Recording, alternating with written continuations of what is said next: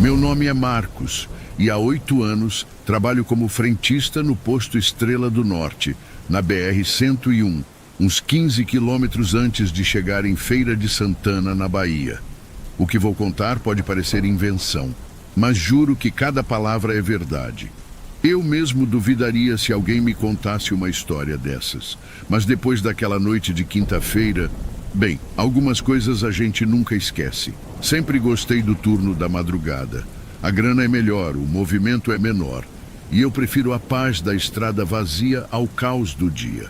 Naquele trecho da BR-101, depois das 23 horas, só passa caminhoneiro mesmo, algum carro de vez em quando e os ônibus de linha que fazem o trajeto Salvador-Recife. É um trabalho tranquilo, daqueles que você faz no automático. Abastecer, cobrar, dar troco e seguir a vida. O posto não é dos maiores, mas é bem localizado. Tem 2 bombas de gasolina, uma de álcool, uma loja de conveniência pequena, mas bem sortida, e um banheiro que eu sempre mantenho limpo, coisa rara por essas estradas. O seu Antônio, dono do posto, sempre fala que cliente satisfeito é cliente que volta. E depois de 8 anos trabalhando ali, posso dizer que ele tem razão. Naquela quinta-feira, o dia tinha sido normal. Chuva fraca de manhã, sol forte à tarde e a noite chegou com aquele clima abafado típico do sertão baiano. Eu tinha começado o plantão às 22 horas como sempre e até umas 2 da manhã foi tudo normal. Alguns caminhões pararam para abastecer, um casal de namorados comprou preservativo e energético na loja, coisa que acontece direto, e 2 ônibus fizeram a parada técnica de sempre. Foi por volta das 2h30 que tudo começou. Eu estava organizando os produtos na loja de conveniência quando ouvi o barulho de um motor se aproximando. Não era o ronco pesado de caminhão, nem o ruído constante de ônibus. Era um motor de carro, mas diferente. Meio rouco, como se fosse antigo, daqueles carros dos anos 80 que ainda rodavam por aí, mas cada vez mais raros.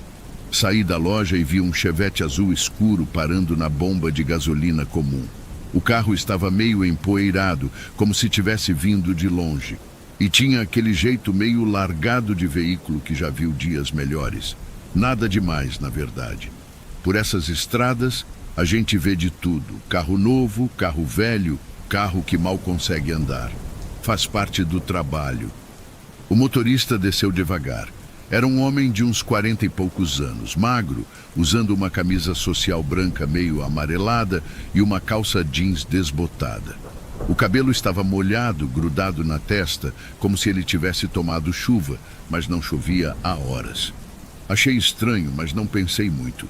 Talvez ele tivesse parado em algum lugar para se refrescar ou tomado banho em algum rio por aí. Boa noite, chefe. Cumprimentei me aproximando do carro. Vai querer completa? Ele olhou para mim com uns olhos meio vidrados, como se estivesse cansado ou meio perdido. Demorou uns segundos para responder. Completa sim, disse ele, com uma voz meio rouca. E tem banheiro aqui? Tem sim, ali do lado da loja. A chave está comigo, é só pedir quando quiser usar. Ele assentiu e ficou ali parado, encostado no carro, enquanto eu abastecia. Não falou mais nada, só ficou olhando para a estrada, como se estivesse esperando alguma coisa.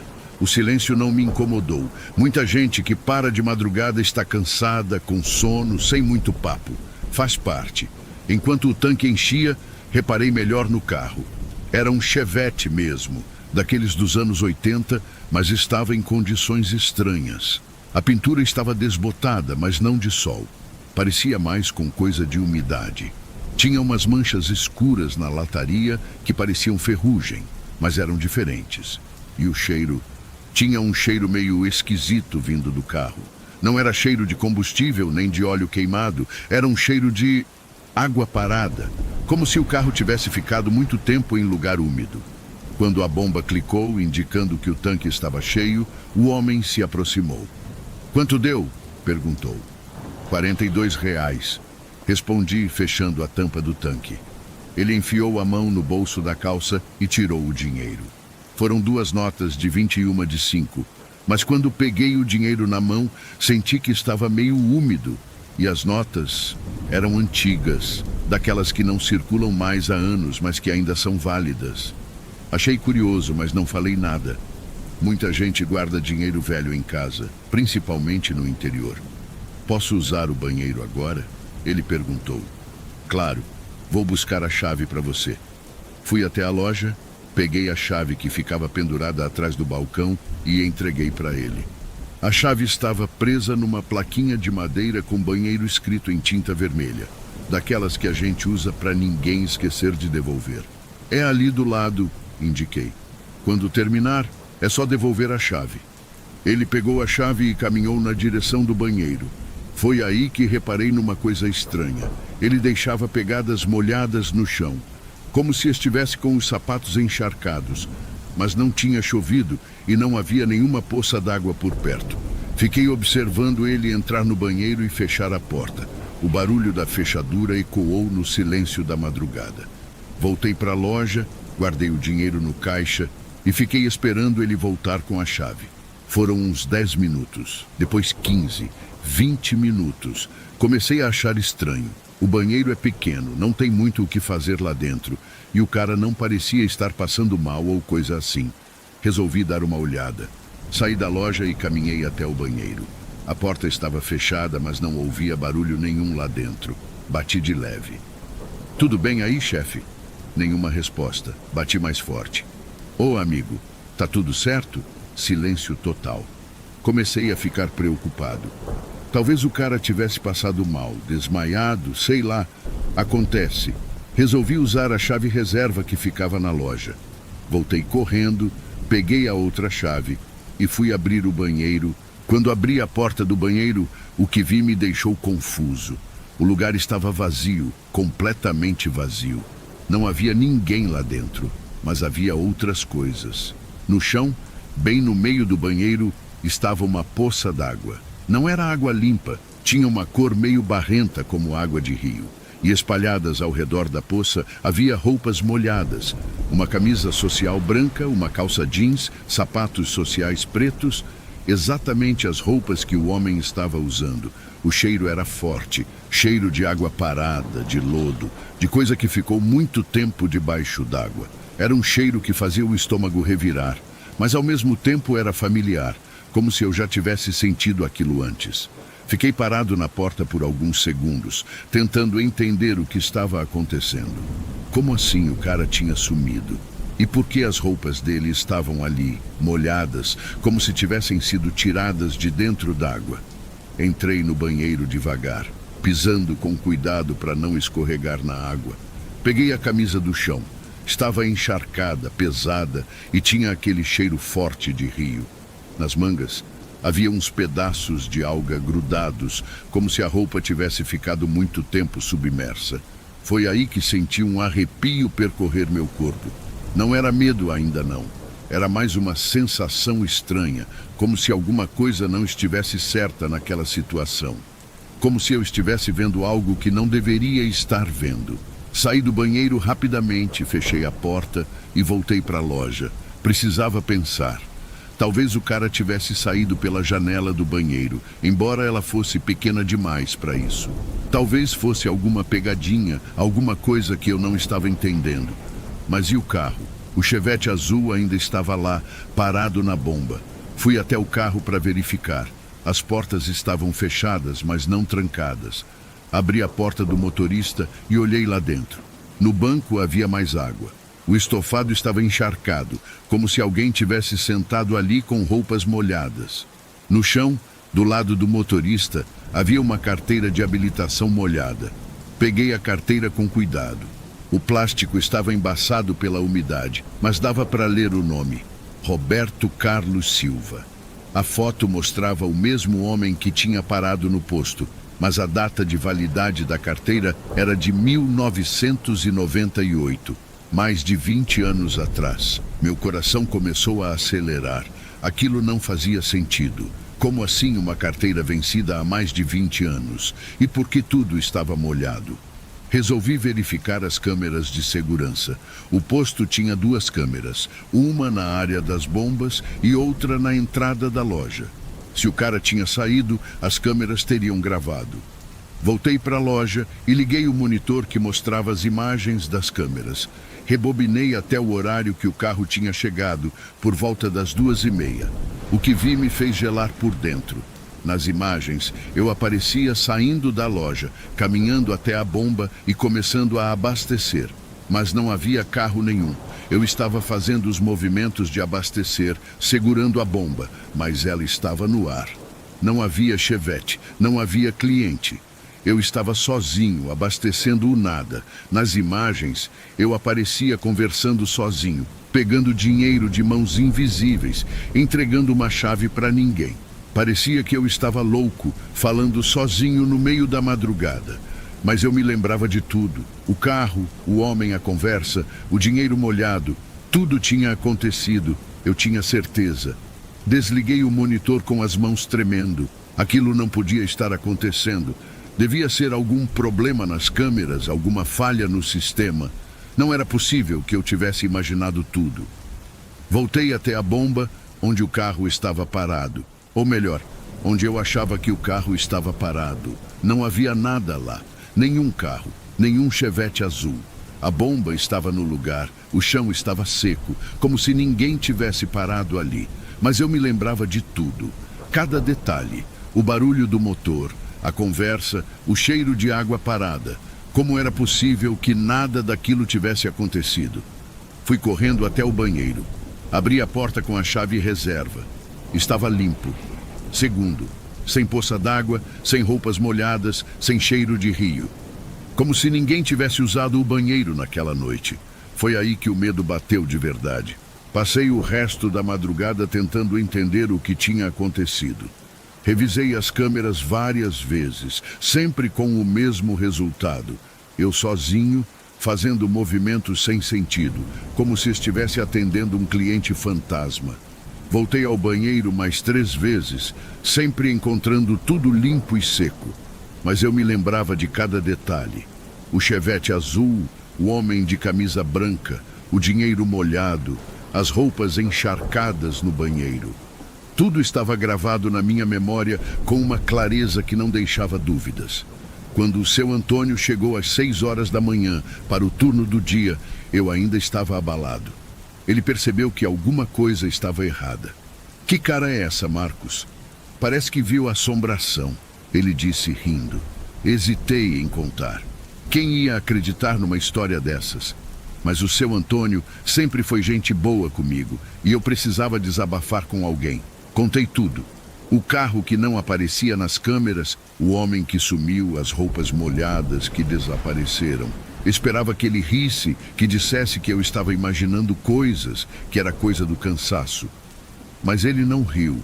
O rosto do seu Antônio ficou sério e ele me olhou com uma expressão que eu nunca tinha visto antes. Era como se ele soubesse de alguma coisa. Marcos, ele disse devagar, que horas isso aconteceu? Por volta das 2, 3 da manhã. E o cara, como ele era? Descrevi o homem, magro, 40 e poucos anos, camisa branca, cabelo molhado. Falei sobre o chevette azul, sobre o cheiro de água parada, sobre a carteira de habilitação vencida. O seu Antônio ficou em silêncio por um longo tempo. Depois suspirou fundo.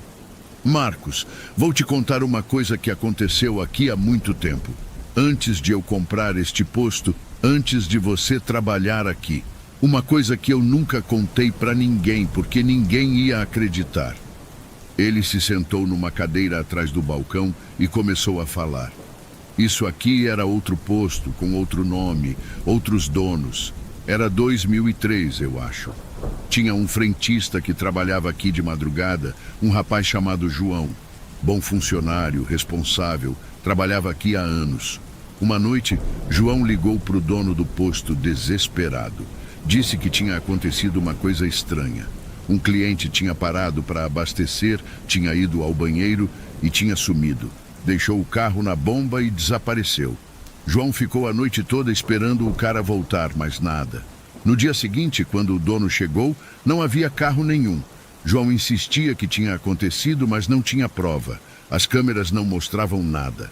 O dono achou que João estava inventando história para justificar alguma coisa, sei lá o quê. João ficou uns dias estranho depois disso. Dizia que via coisas, que ouvia barulhos. O dono acabou demitindo ele, achou que o rapaz estava com problemas mentais. O seu Antônio parou de falar e me olhou nos olhos. Marcos, o que você descreveu é exatamente o que o João contou na época. O mesmo carro, o mesmo tipo de homem, o mesmo horário, igualzinho. Senti um frio na espinha, mas isso não explica nada, falei. Se o João viu a mesma coisa que eu vi, então talvez vocês dois tenham visto a mesma pessoa, o seu Antônio completou. Ele se levantou e foi até um arquivo velho que ficava no canto da loja. Mexeu em algumas pastas e tirou um recorte de jornal amarelado. Achei isso quando comprei o posto, disse, me entregando o papel. Estava junto com os documentos do imóvel. Li a manchete. Acidente fatal na BR-101 mata a família inteira. A matéria era de 1996. Falava sobre um acidente que tinha acontecido exatamente naquele trecho da BR-101, uns 2 quilômetros antes do posto. Um Chevette azul tinha saído da pista durante uma tempestade e caído no rio Jacuípe, que passava paralelo à estrada. O carro foi arrastado pela correnteza e só foi encontrado 3 dias depois, com os corpos da família inteira. Pai, mãe e 2 filhos pequenos. O nome do pai era Roberto Carlos Silva. Olhei a foto que acompanhava a matéria. Era o mesmo homem que tinha parado no posto. Exatamente o mesmo rosto, a mesma aparência. Só que a foto era de 1996, quase 30 anos atrás. Seu Antônio, falei com a voz tremendo, isso não é possível. Eu sei que não é, Marcos, mas aconteceu com você, aconteceu com o João e provavelmente vai acontecer com outros. Tem coisas neste mundo que a gente não consegue explicar. Fiquei olhando o recorte de jornal, tentando processar tudo aquilo. O homem que eu tinha atendido estava morto há quase 30 anos. Tinha morrido afogado junto com a família, quando o carro caiu no rio durante uma tempestade. Por que ele aparece aqui? Perguntei. Não sei. O seu Antônio respondeu. Talvez ele esteja tentando chegar em casa. Talvez não saiba que morreu. Ou talvez ele só queira usar o banheiro uma última vez. A gente ficou em silêncio por um tempo. Eu ainda estava tentando aceitar tudo aquilo, mas no fundo sabia que era verdade. Tinha visto, tinha conversado, tinha tocado nas roupas molhadas. Não era imaginação. E agora? Perguntei. Agora você continua trabalhando, se quiser. Mas se ele aparecer de novo, você já sabe o que é. Não precisa ter medo. Pelo que parece, ele não faz mal a ninguém. Só quer abastecer o carro e usar o banheiro. Ele vai aparecer de novo? Não sei. Talvez sim, talvez não. Mas se aparecer, você vai estar preparado. Continuei trabalhando no posto. Nos primeiros dias depois da conversa com o seu Antônio, eu ficava tenso durante a madrugada, esperando ouvir o barulho do motor do Chevette azul. Mas as noites passavam normais. Caminhões, ônibus, alguns carros, nada fora do comum. Comecei a achar que tinha sido um episódio isolado, uma coisa que tinha acontecido uma vez e não ia se repetir. Talvez o espírito do homem tivesse encontrado o que estava procurando e seguido em paz. Mas eu estava enganado. 3 semanas depois, numa terça-feira de madrugada, ouvi o barulho familiar. O motor rouco, meio engasgado, se aproximando do posto. Meu coração disparou. Saí da loja e vi o Chevette azul parando na mesma bomba de antes. Desta vez, eu estava preparado. Sabia o que estava acontecendo. Sabia quem era aquele homem. Mesmo assim, senti um arrepio quando ele desceu do carro. Era exatamente igual à primeira vez. A mesma roupa, o mesmo cabelo molhado, a mesma expressão perdida. Como se fosse um filme passando de novo, igualzinho. Boa noite, chefe. Cumprimentei, tentando manter a voz firme. Boa noite, ele respondeu com a mesma voz rouca. Vai querer completar? Completa sim e... Tem banheiro aqui? Tem, sim, ali do lado da loja. Abasteci o carro em silêncio, observando cada detalhe. O cheiro de água parada, as manchas escuras na lataria, as pegadas molhadas que ele deixava no chão. Tudo igual. Quando terminei, ele me pagou com as mesmas notas antigas e molhadas. Peguei a chave do banheiro e entreguei para ele. É ali do lado. Quando terminar, é só devolver a chave. Ele caminhou até o banheiro e entrou. Eu fiquei esperando, sabendo o que ia acontecer. 20 minutos depois fui verificar. O banheiro estava vazio, com as roupas molhadas no chão e o cheiro forte de rio. Quando voltei para a área das bombas, o carro tinha sumido. Nas câmeras de segurança, eu aparecia sozinho de novo, abastecendo o ar, conversando com ninguém. Mas desta vez, eu não fiquei assustado. Estava triste. Triste por aquele homem que morreu há tanto tempo e ainda não conseguia descansar. Triste por uma família inteira que teve a vida interrompida numa noite de tempestade. Limpei o banheiro, guardei as roupas molhadas numa sacola e continuei meu trabalho. Nos meses que se seguiram, o Roberto apareceu mais algumas vezes, sempre no mesmo horário, sempre com a mesma rotina. Abastecer o carro, pedir para usar o banheiro, desaparecer. Eu me acostumei. Pode parecer estranho, mas é verdade. Quando ouvia o barulho do motor dele se aproximando, eu já sabia o que fazer. Atendia ele com educação, abastecia o carro, entregava a chave do banheiro. Era como atender qualquer outro cliente, só que este estava morto há quase 30 anos. Uma noite, resolvi tentar conversar com ele. Quando ele pediu para usar o banheiro, perguntei: "Você está bem? Precisa de alguma coisa?" Ele me olhou com aqueles olhos vidrados e demorou para responder. "Estou tentando chegar em casa", disse ele, "mas não consigo encontrar o caminho."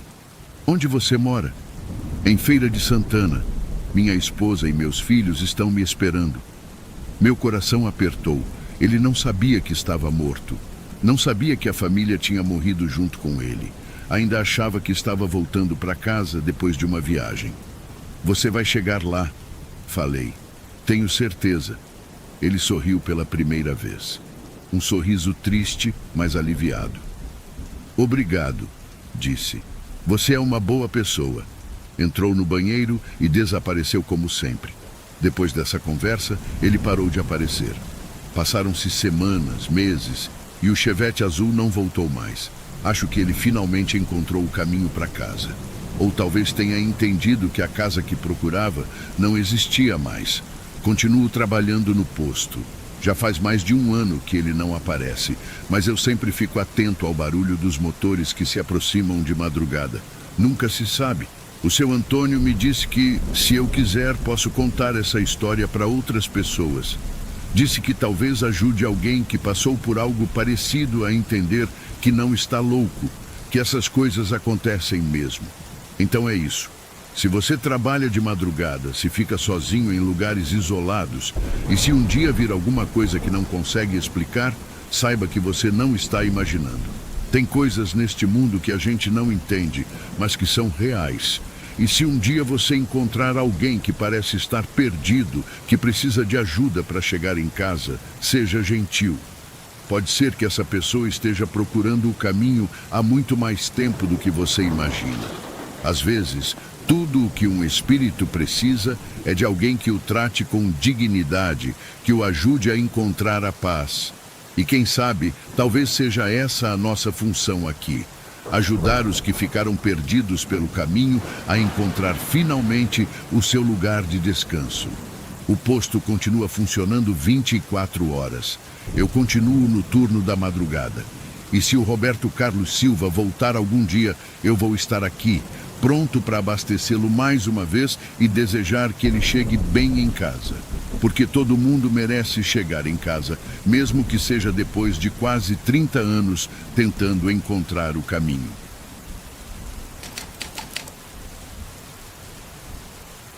Meu nome é Marta, tenho 47 anos, trabalhava como cozinheira noturna numa fábrica de autopeças aqui em Betim, Minas Gerais. Entrei lá faz mais de uma década e há pouco tempo assumi o turno da noite. Muita gente acha estranho, mas eu prefiro assim. A madrugada tem seu próprio ritmo. Tudo é mais calmo, mais silencioso, quase como se o mundo desse uma trégua. Na fábrica, há produção para as 22 horas e só ficam por ali os seguranças, alguns técnicos de manutenção e, claro, eu na cozinha. Minha função é preparar a ceia para o pessoal que trabalha durante a madrugada. Sopa, arroz com frango, pão com carne louca. Coisa simples, mas quente e feita com cuidado. O refeitório onde sirvo fica no Bloco B, um prédio antigo da época em que a fábrica ainda pertencia a uma multinacional alemã. O ambiente é limpo, funcional, mas carrega um certo peso. Pode ser impressão, claro, mas o piso de cimento frio e os azulejos gastos sempre me passaram uma sensação de coisa parada no tempo. Tem algo naquela cozinha que nunca me soou acolhedor. E olha que eu já trabalhei em hospital, em restaurante de beira de estrada e até em marmitaria de presídio. Chego sempre 15 minutos antes, pego o jaleco no vestiário e passo direto pela área externa até a cozinha. Quando cheguei naquela segunda-feira, início de maio, tudo parecia normal. A cozinha estava limpa, com o cheiro residual do turno da tarde ainda pairando no ar. Alho, óleo e o fundinho de feijão queimado na panela. Notei algumas coisas fora do lugar. O facão na pia, uma panela de pressão sobre o fogão. Mas isso não é incomum. Outras cozinheiras usam o espaço durante o dia e cada uma tem seu jeito de organizar as coisas.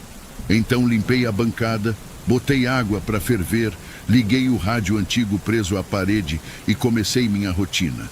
Por volta das 11h30, o prédio estava completamente quieto. Só se ouvia lá ao fundo os zumbidos das máquinas paradas e o som do rádio, bem baixinho, preenchendo o vazio com uma moda sertaneja antiga. Foi nesse silêncio que escutei um barulho seco vindo do refeitório. Um som leve, como se um prato tivesse sido colocado sobre uma mesa. Não caído, colocado, mas como se tivesse alguém ali. Fiquei imóvel, prestando atenção. Não ouvi passos. Não ouvi cadeira arrastando, só aquele único som. Deixei a faca na tábua, enxuguei as mãos no avental e fui andando até a porta do refeitório. Abri devagar, estava vazio, as mesas alinhadas, as cadeiras empurradas como de costume. Olhei rapidamente ao redor, não vi nada fora do lugar. Só aquele friozinho na nuca que nem o jaleco grosso conseguiu segurar. Voltei para a cozinha achando que talvez tivesse sido impressão. Madeira estalando, algum movimento do prédio, sei lá. Continuei o preparo da comida tentando me distrair, mas não consegui, porque lá no fundo eu sabia que não tinha sido um barulho de estrutura nem de coisa caindo. Alguém tinha posto um prato sobre uma mesa.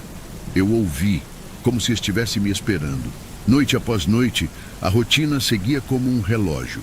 Eu chegava, revisava o cardápio da noite, preparava tudo sozinha e deixava as marmitas no carrinho térmico perto da entrada do refeitório. Pouco depois da meia-noite, o pessoal da manutenção aparecia em grupos pequenos, com os olhos vermelhos de sono e os uniformes manchados de graxa. A maioria nem falava muito. Cumprimentavam com um aceno, pegavam a comida e sentavam-se sempre nas mesmas mesas.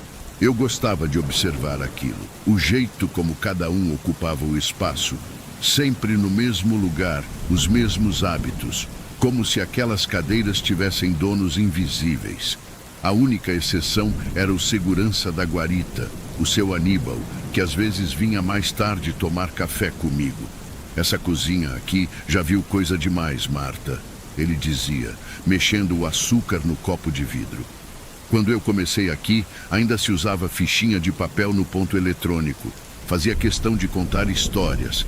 A maioria boba, brigas por causa de sobremesa, supervisor que dormiu dentro da câmara fria e quase perdeu o turno, acidentes leves. Mas vez ou outra, ele deixava escapar umas frases soltas que me deixavam com a pulga atrás da orelha. Melhor você não trabalhar com rádio ligado depois das 2. Tem coisa que gosta de música. Ou então, se escutar alguém assobiando perto do elevador de carga, finge que não ouviu.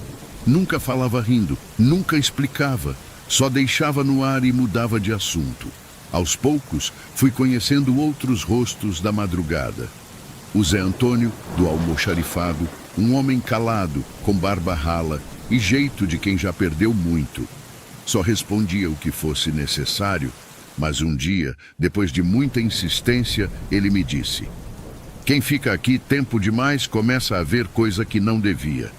Mas isso é porque a gente cansa, não é? Me encarou. Não respondi. Também tinha a Natália, da equipe de limpeza, uma moça nova do turno parcial que varria o refeitório por volta das 2 da manhã. Um dia, nos corredores, me disse com naturalidade: você já reparou que a porta do banheiro do fundo abre sozinha sempre no mesmo horário? Respondi que não, tentando não parecer impressionada. Abre sim, ela disse. Todo dia, depois das 2, só empurra e escancara, mas não entra corrente de ar ali. Pode testar. Ela riu, mas eu não achei engraçado. Comecei a prestar atenção nos detalhes. O relógio de parede da cozinha, por exemplo, sempre travava por alguns minutos depois das 3 horas, todos os dias. Depois, voltava a andar normalmente. Um dia, resolvi trocar as pilhas. Nada mudou. Outro dia, troquei o relógio inteiro. Aconteceu de novo. Travava no mesmo horário. O rádio, que já vinha chiando vez ou outra, passou a desligar sozinho por volta das 3. Quando religado, sintonizava sozinho numa estação que eu nunca consegui identificar. Só tocava vozes murmuradas, como se alguém estivesse ensaiando uma oração de trás para frente. Durava alguns minutos, depois sumia. Comecei a me sentir observada. Não o tempo todo, só quando estava de costas para o refeitório ou quando entrava na despensa. A sensação de que alguém passava pelos corredores, bem devagar, mas sem nunca se mostrar. Nada concreto, apenas aquele desconforto que fica na nuca da gente. Por algum tempo tentei ignorar, mas foi ficando impossível. Num sábado, por volta das 4 horas, precisei buscar mais tempero na despensa de ingredientes secos, no fim do corredor lateral. Quando voltei para a cozinha, a tampa da panela maior estava no chão, bem no meio da cozinha. Eu tinha deixado ela tampada, com o feijão ainda cozinhando. E ninguém tinha passado por mim. Comecei a me perguntar se eu estava distraída ou cansada demais. Na segunda-feira seguinte, quando comentei com o Zé Antônio, ele apenas disse: você ainda vai ver o prato. Quando ele aparecer, você me procura. Que prato? Ele só levantou e foi embora. Aquilo ficou na minha cabeça. O prato? Na noite seguinte, tentei manter a mente ocupada. Trabalhei com o rádio ligado, reorganizei os temperos por ordem alfabética, coisa que nunca faço. E limpei o fogão 2 vezes. Tudo para não pensar na conversa com o Zé Antônio. Mas foi inútil. Na madrugada de terça-feira, por volta de 2 horas, aconteceu. Voltei da despensa, onde havia ido buscar farinha de trigo. Ao entrar na cozinha, senti um cheiro estranho no ar. Um azedo fraco, como de comida esquecida fora da geladeira. Franzi o nariz, dei 2 passos adiante e parei. Sobre a mesa do canto, a que ninguém nunca usa, havia um prato. Era fundo, de porcelana branca, com uma borda azulada e um trinco antigo. Não era da fábrica. Eu conhecia cada peça daquele refeitório. Esse era de outro conjunto, de outra época. Dentro do prato havia arroz, feijão e um pedaço de carne cozida. Nada de extraordinário. Mas o cheiro era diferente. Ranço, azedo. O tipo de odor que se entranha no nariz e não sai nem depois de banho. Minha primeira reação foi pensar numa pegadinha. Eu era nova no turno da noite. Talvez fosse brincadeira dos técnicos da manutenção ou de algum segurança. Tipo de trote besta que fazem para ver como o novato reage. Tentei não dar importância. Peguei um pano, joguei a comida fora e deixei o prato na pia. Não lavei. Fiquei com um certo receio, uma hesitação boba que nem eu conseguia explicar. Lavei bem as mãos. Liguei o exaustor, mas o cheiro ficou. Na noite seguinte, por volta do mesmo horário, o prato apareceu de novo. Mesmo canto da mesa, mesma comida, mesmo cheiro, agora mais forte. Mas dessa vez, havia talheres ao lado, garfo e faca. Um deles com restos de arroz colados, como se alguém tivesse começado a comer e parado no meio. Na quinta-feira, procurei o Zé Antônio. Oi, Zé. falei entrando no almoxarifado. Me responde uma coisa sem enrolar. O que é essa história do prato? Ele me olhou por alguns segundos, limpou as mãos num pano e disse, com voz baixa: aparece assim desde 2004, sempre igual, prato fundo, comida normal, cheiro ruim. Mas o que aconteceu em 2004? Insisti. Ele suspirou, encostando-se na prateleira. Era um funcionário do turno do dia, Adelmo, operador de máquina. Trabalhava fazia anos aqui. Um cara quieto, gente boa. Almoçou normal no refeitório, levantou da mesa, deu 2 passos e caiu morto, no meio do salão. Fiquei em silêncio, absorvendo. Zé continuou. Tentaram reanimar, chamaram ambulância, mas não teve jeito. Morte súbita. Parecia parada cardíaca, mas não era. A perícia veio. Fizeram autópsia. Examinaram tudo. Nada de veneno, nada de contaminação. Nem a comida estava ruim. Tudo normal. Ele parou por um instante. Depois apontou com o queixo. E foi depois disso que esse prato começou a aparecer. Sempre igual, sempre de madrugada. Nunca ninguém viu ele sendo colocado ali. Só aparece. E o pessoal do turno, ninguém fez nada? Zé deu uma risadinha curta, mas sem humor. Uma vez, anos atrás, teve uma aposta. O pessoal da elétrica apostou com um estagiário de engenharia que ele não tinha coragem de dar uma garfada na comida fantasma. Moleque novo, cheio de graça, foi lá e comeu um pedaço. E aí? Perguntei num fio de voz. Zé respondeu com um olhar pesado. Cuspiu na hora, achou ruim, riu. No dia seguinte passou mal em casa. Teve convulsão. Não morreu, mas ficou quase um mês internado. A família tentou processar a fábrica. A empresa disse que era alergia alimentar. E fim de história. E desde então, ninguém mais encosta no prato, disse Zé. Pelo menos ninguém que tenha juízo. Mas de tempos em tempos ele aparece. Tem épocas que some por meses, depois volta. Sempre com aquele cheiro desgraçado. Voltei para o refeitório me sentindo tonta. Tudo parecia mais escuro, como se as lâmpadas estivessem com menos força. Evitei olhar para o canto da mesa pelo resto da noite. Continuei trabalhando em silêncio, ouvindo o rádio bem baixinho. Não dormi quando cheguei em casa. No domingo à noite, o rádio desligou sozinho.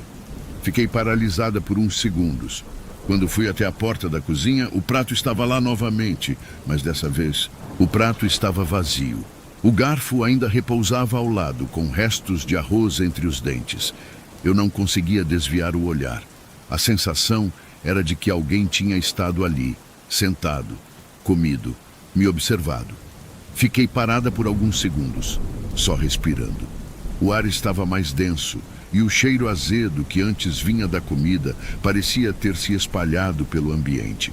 Foi então que a luz da cozinha piscou 2 vezes e apagou completamente. O rádio silenciou. O zumbido dos freezers sumiu. O refeitório mergulhou em uma escuridão densa, abafada, só interrompida por uma luz fraca vinda do corredor, provavelmente de emergência. Eu fiquei ali, em pé, sem conseguir me mover. Não sei quanto tempo passou. Talvez 20 segundos, talvez 3 minutos, até que do nada ouvi um som seco, de cerâmica quebrando. Virei os olhos na direção da mesa do canto. Mesmo sem conseguir ver nada, eu sabia de onde vinha o barulho. Assim que o gerador ligou, as luzes voltaram com um estalo. Um alívio imediato, mas que durou pouco. Porque o prato, que estava inteiro minutos antes, agora estava rachado em 3 pedaços sobre a mesa. Não havia vento, tremor, nada. O prato simplesmente quebrou sozinho.